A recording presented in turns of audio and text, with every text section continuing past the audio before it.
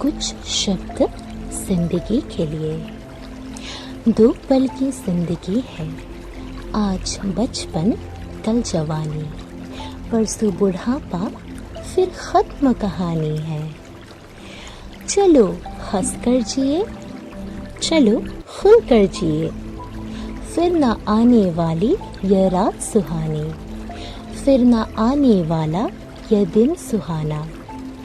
कल जो बीत गया सो बीत गया, क्यों करते हो आने वाले कल की चिंता।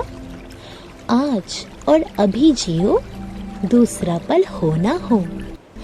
आओ जिंदगी को गाते चले, कुछ बातें मन की करते चले, रूठों को मनाते चले।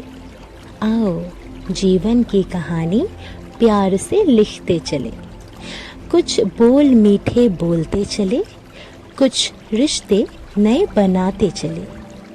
क्या लाए थे क्या ले जाएंगे, आओ कुछ लुटाते चले।